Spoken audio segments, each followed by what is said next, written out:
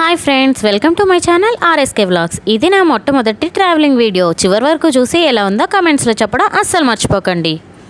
ఎక్కడికి వెళ్తున్నానో అనుకుంటున్నారా? మీరు ఆల్రెడీ తమ్నెల్లో చూసే ఉంటారు కదండి. టీబీ డ్యామ్కి వెళ్తున్నా. ఇది కర్ణాటక రాష్ట్రంలోని హోస్పేట్లో ఉంది. మన హోస్పేట్ రైల్వే స్టేషన్ నుంచి టీబీ డ్యామ్కి జస్ట్ 3 కిలోమీటర్లు మాత్రమే. మేము ఉదయాన్నే లేచి రెడీ అయ్యి మా మరిది కారులో హోస్పేట్ బయలుదేరాము. మేం బయలుదేరేటప్పటికి ఇంకా సూర్యోదయం కూడా అవ్వలేదు. మేము ఉదయాన్నే 5:30కి మా ప్రయాణం మొదలుపెట్టాం. అలా దారిలో వెళుతూ అల్లీపూర్ రిజర్వాయర్ చూద్దామని అక్కడికి వెళ్ళాం. ఈ అల్లీపూర్ రిజర్వాయర్ నుంచే బళ్ళారి నగరానికి నీళ్ళు అనేది సప్లై అవుతాయి. పైనుంచి వ్యూస్ అయితే నెక్స్ట్ లెవెల్లో ఉన్నాయి. ఈ ప్లేస్ అయితే నాకు చాలా బాగా నచ్చింది. చూసారా, చుట్టూరు కొండలతోటి మధ్యలో నీళ్లతోటి ఎంత అందంగా ఉందో చూడండి. మేము వెళ్ళే సమయానికి ఇంకా సూర్యోదయం అవ్వలేదు, కానీ లేకపోతే ఇక్కడి నుంచి సన్ రైజ్ నెక్స్ట్ లెవెల్లో ఉండేది. ఒకవైపు చెట్లు, మరొక వైపు కొండలు, చుట్టూరు కనిపించే నేలంతా నీళ్లు. ఈ వాతావరణం చూడడానికి ఎంతో ఆహ్లాదకరంగా, ఎంతో ఆనందాన్ని ఇస్తుంది. మీకు కూడా అలాగే అనిపిస్తుందా? ఈ అల్లీపూర్ రిజర్వాయర్కి మెయిన్ వాటర్ సోర్స్ వచ్చి తుంగభద్ర కెనాల్.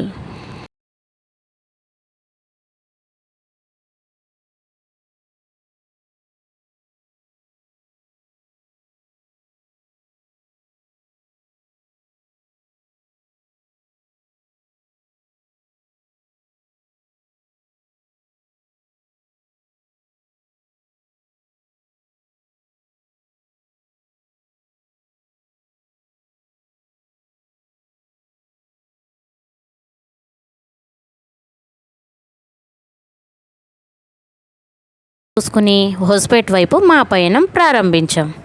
బళ్ళారి నుంచి హోస్పేట్కి 62 కిలోమీటర్ల దూరం. ఈ దారి మార్గంలో కొండలు, మధ్య మధ్యలో ఐరన్ ఫ్యాక్టరీస్ కనిపిస్తూ ఉంటాయి. మేము చూస్తూ ఉండగానే సూర్యోదయం కూడా అయిపోయింది. ఈ సన్ రైజ్ క్లిప్ మీకోసం. హోస్పేట్ వెళ్ళడానికి 2 మార్గాలు ఉన్నాయి. ఒకటి తోరణగల్ మీదుగా వెళ్తే, ఇంకొకటి కమలాపూర్ మీదుగా వెళ్తుంది. మేమైతే మధ్యలో ఉన్న దరోజీ చెరువు చూడాలని కమలాపూర్ మీదుగా వెళ్తున్నాం. ఈ రోడ్డు చుట్టూరు కొండలు, గ్రీనరీతో చాలా అందంగా ఉంటుంది. అందుకే ఈ రోడ్లో మేము వెళ్తున్నాం. ఈ రోడ్లో రిజర్వ్ ఫారెస్ట్ కూడా ఉంది. అలాగే దరోజీ లేక్ కూడా ఉంటుంది. ఇంకా దరోజీలో బేర్ సఫారీ కూడా ఉంది. ఇక్కడ మనం ఎలుగుబంట్లను కూడా చూడొచ్చు. రాత్రి సమయాల్లో ఈ రోడ్లు ఇంకా పొలాల్లో అప్పుడప్పుడు ఎలుగుబంట్లు తిరుగుతాయి. అందుకే నైట్ టైం ఈ రోడ్లో ఎక్కువగా జర్నీ చేయరు. ఇక్కడ దూరంగా కనిపిస్తుంది దరోజీ రైల్వే స్టేషన్. అలా ముందుకు వెళ్తూ ఉండగానే మేము దరోజీ లేక్ దగ్గరికి చేరుకున్నాం. చూస్తున్నారు కదా, కనిపించేదే దరోజీ లేక్. ఇక్కడ మేము వచ్చే సమయానికి ఫిషర్ మ్యాన్స్ ఫిషింగ్ అనేది చేస్తున్నారు. ఇది వేసవికాలం కాబట్టి ఇందులో నీళ్ళు అనేది చాలా తక్కువగా ఉన్నాయి. అదే కొంచెం వర్షాలు పడిన తర్వాత వస్తే ఇక్కడ వ్యూ అనేది చాలా బాగుంటుంది. ఈ లేక్లో ఎక్కువగా ఫిషింగ్ అనేది చేస్తూ ఉంటారు. ఇంకా ఈ లేక్ వాటర్ తోటి చుట్టుపక్కల ఉన్న పొలాలన్నిటికీ నీళ్ళు అనేది సప్లై చేస్తూ ఉంటారు. ఇదంతా నీళ్లు నిండిపోయి ఇప్పుడు నేను చూపిస్తున్న ప్లేస్ నుంచి నీళ్ళు అనేది కిందకి జారుతూ చూడడానికి ఒక జలపాతం లాగా కనిపిస్తుంది. దరోజీ లేక్ది 360 డిగ్రీస్ వ్యూ చూపిస్తున్నాను, చూసేయండి.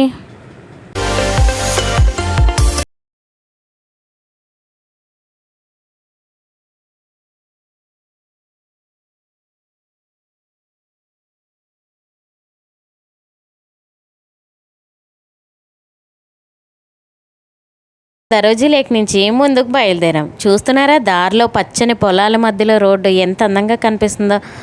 చూసిన పచ్చదనం, ఒకవైపు అరటి తోటలు, మరొక వైపు కొబ్బరి తోటలు, అలా చూస్తూ ఎంతో ఆనందంగా జరిగింది మా ప్రయాణం. చూస్తూ ఉండగానే కమలాపూర్ కూడా వచ్చేసింది. అలా కొంచెం ముందుకు వెళ్ళి ఊర్లో ఎంటర్ అయిన తర్వాత మధ్యలో ఒక సర్కిల్ వస్తుంది. ఆ సర్కిల్ నుంచి లెఫ్ట్ తీసుకుంటే హొస్పేట్ వైపు, రైట్ తీసుకుంటే హంపి వైపు వెళ్తాం.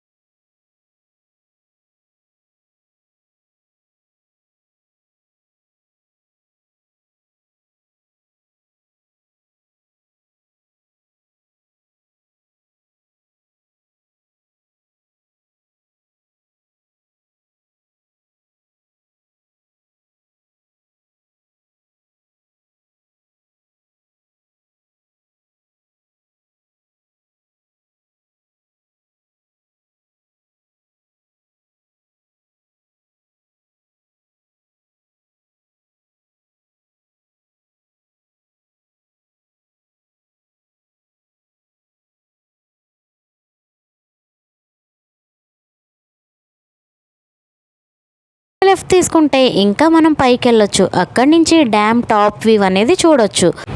ఇది వెస్టర్న్ ఘాట్స్లో మొదలయ్యి తుంగ మరియు భద్ర అనే రెండు నదులు కలిసి తుంగభద్రగా ఏర్పడింది. ఈ డ్యామ్ కన్స్ట్రక్షన్ 1945 సంవత్సరంలో మొదలయ్యి 1953లో పూర్తయింది. ఈ డ్యామ్ లెంత్ వచ్చేసరికి 2449 మీటర్లు, ఇంకా విడ్త్ వచ్చేసరికి 6.71 మీటర్స్. ఈ డ్యామ్ మ్యాక్సిమం కెపాసిటీ 1633 ఫీట్స్, అదే టీఎంసీలో చెప్పాలంటే 100 టీఎంసీ. ప్రస్తుత మట్టి పూడిక వల్ల అది 95 టీఎంసీగా ఉంది.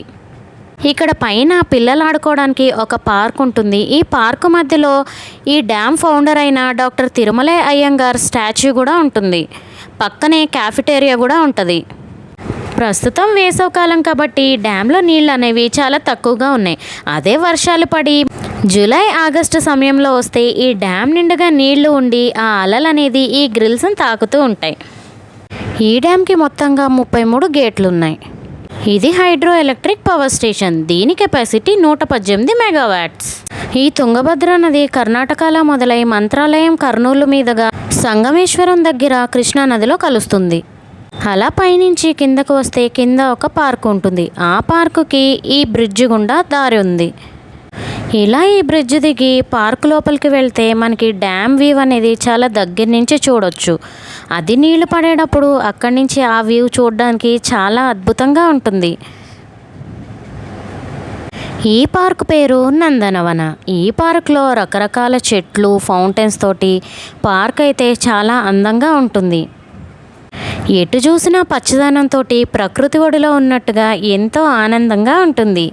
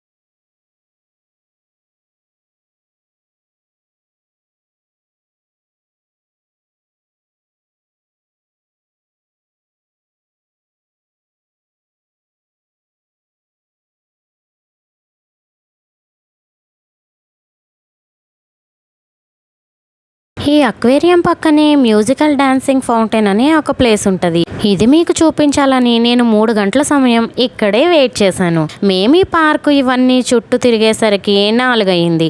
ఈ ఫౌంటైన్ స్టార్ట్ చేసేదేమో 7 గంటల 10 నిమిషాలకి. ఎలాగైనా మీకు ఈ వీడియో చూపించాలని నేను 3 గంటలు అక్కడే వెయిట్ చేసి మీకోసం ఈ వీడియో షూట్ చేశాను. చూసి ఎలా ఉందో కామెంట్స్లో చెప్పండి.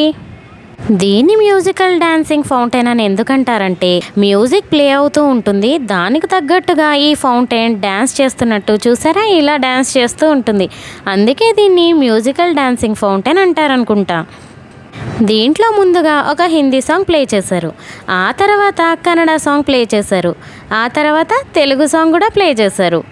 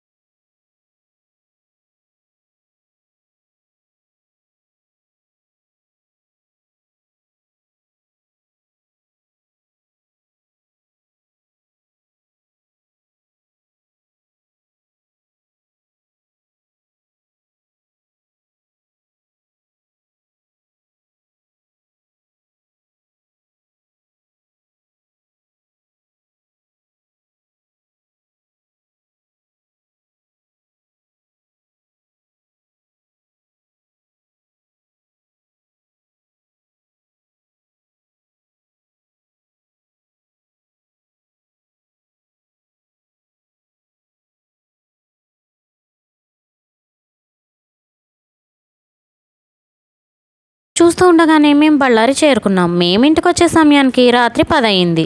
ఈ వీడియోని చివరిదాకా చూసినందుకు ధన్యవాదాలు. ఈ వీడియో మీకు ఎలా కనిపించిందో కామెంట్ సెక్షన్లో కామెంట్ చేయండి. Bye friends.